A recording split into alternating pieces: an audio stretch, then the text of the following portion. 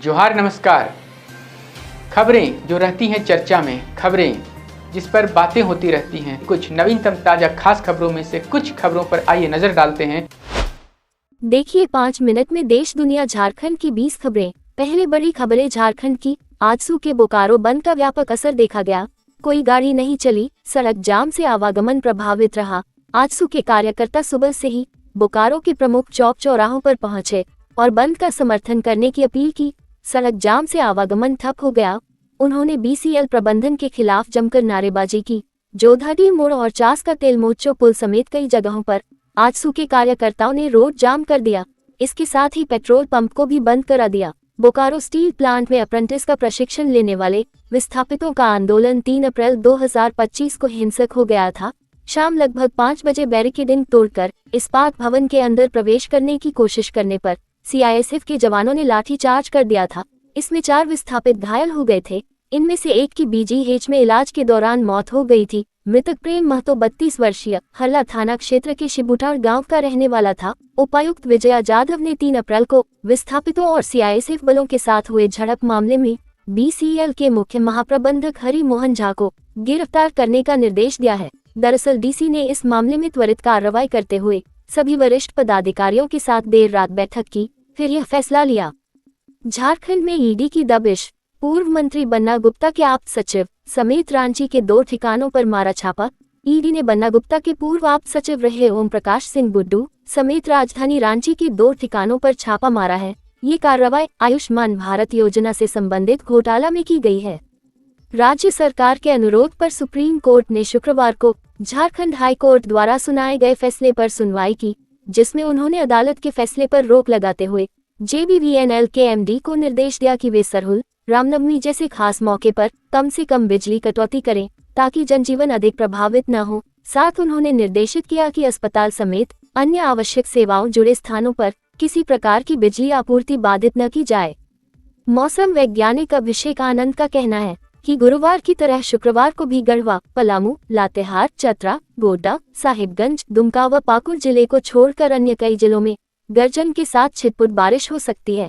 1-2 जगह पर तेज हवा के साथ ओलावृष्टि होने के संकेत मिले हैं। 5 अप्रैल से मौसम साफ हो जाएगा। रामनवमी में मौसम साफ रहने की उम्मीद है। हालांकि अधिकतम तापमान में 2 से 3 डिग्री सेल्सियस की वृद्धि हो सकती है। अभिषेक आनंद ने बताया कि 7 अप्रैल से एक बार फिर आकाश में बादल छाएंगे और छिटपुट बारिश हो सकती है। जसीडीह थाना क्षेत्र के बरवा गांव में आपसी विवाद में 2 पक्षों के बीच मारपीट व छिनतई की घटना हुई है। इसमें दोनों पक्षों से 3 व्यक्ति घायल हो गए हैं। सभी घायल का अस्पताल में इलाज कराया गया। घटना के संबंध में दोनों पक्षों द्वारा थाना में अलग अलग आवेदन देकर प्राथमिकी दर्ज कराई गई है। यातायात पुलिस की ओर लगातार दूसरे दिन साकची गोलचक्कर के पास टेम्पो चालकों के खिलाफ अभियान चलाया गया। इस दौरान बिना वर्दी के 35 टेम्पो चालकों को पुलिस ने पकड़ा। पकड़े जाने के बाद उन्हें वर्दी के लिए कपड़ा खरीदने का निर्देश दिया गया। वर्दी नहीं पहनने पर कार्रवाई करने की बात कही, जिसके बाद टेम्पो चालक दुकान से वर्दी का कपड़ा खरीद कर लाए। वर्दी लाने के बाद पुलिस ने हिदायत देकर छोड़ा। झारखंड के पूर्व मुख्यमंत्री रघुवर दास ने कहा कि लोकसभा में वक्फ संशोधन विधेयक के दौरान झामुमो कांग्रेस जैसे दलों का चेहरा बेनकाब हो गया कि वे आदिवासियों के कितने हिमायती हैं। वक्फ बिल में किए गए कई संशोधन झारखंड के संदर्भ में भी महत्वपूर्ण है। संशोधन बिल के कानून बनने के बाद आदिवासी क्षेत्रों में 5वीं और 6ठी अनुसूची के तहत वक्फ संपत्ति घोषित नहीं की जा सकेगी। इस संशोधन से आदिवासी समुदाय की मूल संस्कृति और संवैधानिक अधिकारों का भी संरक्षण हो सकेगा। लोकसभा में इस संशोधन विधेयक का झामुमो ने विरोध किया और इस बिल के विरोध में मतदान किया। हजारीबाग जिले के बड़कागांव प्रखंड के मुस्लिम बहुल गांव सिरमा छावनिया में कलश यात्रा में शामिल श्रद्धालुओं का मुस्लिम समुदाय के लोगों ने भव्य स्वागत किया। इस दौरान दोनों समाज में भाईचारगी देखने को मिली। मिर्जापुर गांव से श्री श्री 1008 सर्व कल्याण रुद्र महायज्ञ को लेकर कलश यात्रा निकाली गई थी। इस दौरान सुरक्षा के पुख्ता इंतजाम किए गए थे। आगामी रामनवमी पर्व को लेकर रांची जिला प्रशासन ने विधि व्यवस्था बनाए रखने और बेहतर व्यवस्था सुनिश्चित करने के लिए पूरी तैयारी शुरू कर दी है। रांची डीसी मंजुनाथ भजंत्री ने आज जिला के आला अधिकारियों के साथ मिलकर रामनवमी जुलूस के रूट और विभिन्न मंदिरों का जायजा लिया। मौके पर डीसी ने कहा कि रांची में पिछले वर्षों की तरह ही इस बार भी रामनवमी पर्व सौहार्दपूर्ण वातावरण में सभी के सहयोग से सफलतापूर्वक संपन्न होगा। इस निरीक्षण के दौरान जिला के सभी वरिष्ठ अधिकारी उपस्थित थे। रामनवमी को लेकर रांची पुलिस प्रशासन पूरी तरह से अलर्ट मोड पर है। त्योहार के रंग में भांग न हो, इसको लेकर तैयारी की जा रही है। शहर में जगह जगह बैरिकेडिंग लगाए जा रहे हैं। शहर के तमाम चौक चौराहों पर जवानों को तैनात किया जाएगा। चप्पे चप्पे की निगहबानी ड्रोन कैमरे से की जा रही है। इसी संदर्भ में आज यानी शुक्रवार को ड्रोन कैमरा उड़ाया गया। गली मोहल्ले और घरों के छतों को कैमरे की नजर से खंगाला गया। राज्य के अन्य जिलों से भी ऐसी ही खबर मिली है। झारखंड के मुख्यमंत्री हेमंत सोरेन की अध्यक्षता में 8 अप्रैल 2025 को कैबिनेट की बैठक बुलाई गई है। दोपहर 1 बजे से प्रोजेक्ट भवन में कैबिनेट की बैठक शुरू होगी। इस बैठक में कई अहम प्रस्तावों पर मुहर लग सकती है। 25 मार्च 2025 को हुई झारखंड कैबिनेट की बैठक में मैया सम्मान योजना के सभी लाभुकों को राशि भेजने का निर्णय लिया गया था। राजधानी रांची से रांची रोड इलाके की स्थानीय महिलाओं का Bihar foundry and casting limited factory से निकलते जहरीले गैस और प्रदूषण के खिलाफ आंदोलन 23वें दिन भी लगातार जारी रहा। हालांकि हमारे खबर दिखाए जाने के बाद एक राहत भरी पहल ये देखने को मिली कि रामगढ़ कांग्रेस के द्वारा प्रेस वार्ता कर कंपनी को प्रदूषण रोकने की चेतावनी दी गई। आज फिर महिलाओं की प्रदूषण के खिलाफ बनी कमेटी की मीटिंग जारी है, जिस पर विस्तृत रिपोर्ट हम अगले वीडियो में दिखाएंगे।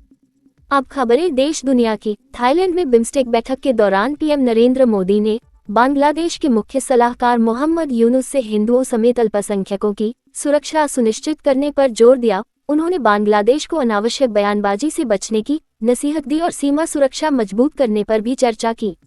अमेरिका के मध्य पश्चिम और दक्षिण के कुछ क्षेत्रों में भीषण तूफान के कारण तबाही मची हुई है। तूफान के कारण घरों की छतें उड़ गईं और बिजली के खंभों के साथ साथ बड़े बड़े पेड़ गिर गए। हजारों घरों में बिजली सप्लाई बंद होने के कारण वे अंधेरे में डूब गए हैं। आलम यह है कि उत्तर पूर्व अरकानसास में तूफान के कारण आपातकाल घोषित किया गया। राष्ट्रीय मौसम सेवा ने लोगों से अपील की है कि ये खतरनाक स्थिति है, आम लोग फिलहाल घरों में ही रहें। नासा की अंतरिक्ष यात्री सुनीता विलियम्स ने कहा है कि अंतरिक्ष से भारत अद्भुत दिखता है। उन्होंने उम्मीद जताई है कि वो अपने पिता की जन्मभूमि यानी भारत जरूर आएंगी और भारत में लोगों के साथ अंतरिक्ष खोज के बारे में अपने अनुभव साझा करेगी। अंतरिक्ष खोज पर इसरो के साथ उनके सहयोग की संभावना को लेकर पूछे गए सवाल के जवाब में उन्होंने कहा कि एक्सियोम मिशन पर जा रहे भारतीय अंतरिक्ष यात्री शानदार हैं।